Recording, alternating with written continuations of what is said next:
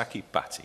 Thank you, Sir Jeremy. It's a pleasure to serve in your chairmanship, and I welcome the Church Estates Commission's support for this debate and securing it, and of course my honourable friend, the member for Salisbury. I thank the Second Church Estates Commission for all that she does for churches and for making such an eloquent speech and argument for this debate. And my honourable friend from Salisbury highlighted the very important role that churches play in the communities, especially when it comes to leadership. And I thank both members for making the case around Holy Trinity Clapham Church.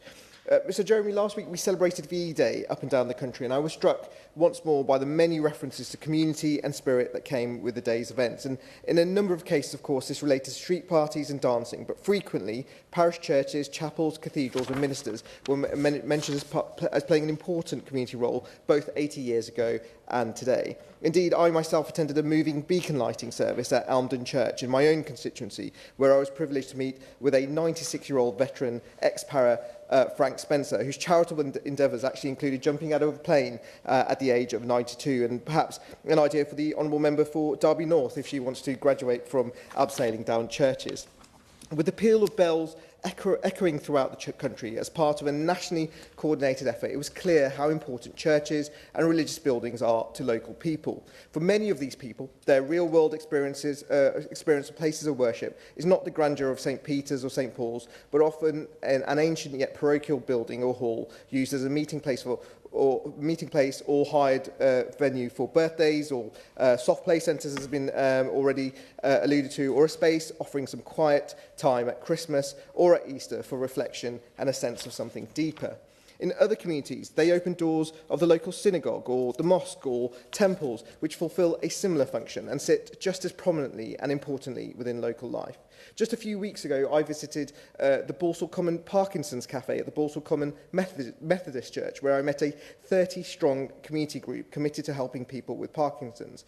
Crucially, the church had offered this venue for free of charge, providing the group with an invaluable space to give support to local people in navigating the complexities of life for people living with Parkinson's. And equally, over this last cold winter, with the government's cut of the winter fuel payment, there was churches, an army of churches and other places of worship who played a vital role in providing safe and warm spaces for those in the cold. This included 485 Church of England churches alone. And this comes alongside the countless donations of food and clothes made to communities, from communities via places of worship every year. And this was a point made by the member for Battersea very eloquently. And I want to thank all of our places of worship, especially our churches, for all that they do. For many churches, however, in particular, the future of these schemes looks far bleaker than they perhaps expected. Whilst many may be celebrating the election of the 267th Supreme Pontiff, and I send my warmest congratulations to Pope Leo XIV, or they might be getting ready to welcome a new Archbishop of Canterbury, and I'm less brave than my honourable friend for Brigg and Immingham, so I won't be commenting on church affairs. But hundreds of these churches will also be looking to the future, and they will probably be less readily thankful to the government's cut to the much-valued listed places of worship grant scheme. The scheme has been a lifeline for many churches and other places of worship seeking essential and fundamental repairs to their buildings by helping to cover the VAT incurred on repair costs within certain limits. And I'll focus somewhat on churches here because Historic England's Heritage at Risk Register found that there were 969 places of worship at risk in 2024, of which 959 were churches. Indeed, in between 2023 and 2024, 55 places of worship alone were added to the list.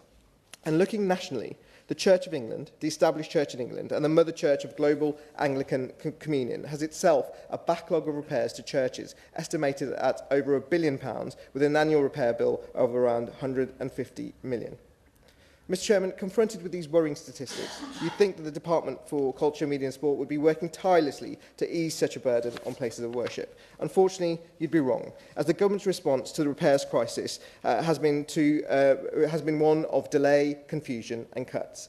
After leaving these community assets in the dark by continuously delaying an announcement on the scheme's future, the government finally came to this place to confirm the fears of many. Cuts to the scheme and cuts to the lifeline of many of our most historic churches and places of worship. And as I've previously mentioned in this chamber, many of my constituents in Meriden and Solihull East have also told me about their concerns for some of the most beloved places of worship. One told me that it would be a disaster for listed places of worship, and that the ability to reclaim VAT makes an enormous difference, particularly at a time when the cost of building work has increased substantially. It's an argument that's been made throughout this debate by many members.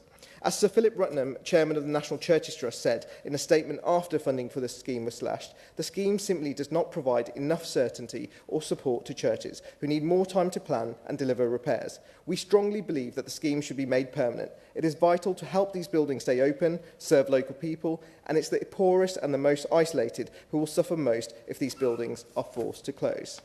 Indeed, it is most notable that Sir Philip highlights that local people, indeed communities, will suffer if places of worship are forced into shutting their doors for good by the miserly actions of a government way out of its economic depth. Furthermore, this all comes despite the fact that the scheme offers tremendous value for money. As the National Churches Trust has shown, for every pound invested in a church, £16 of social good is generated.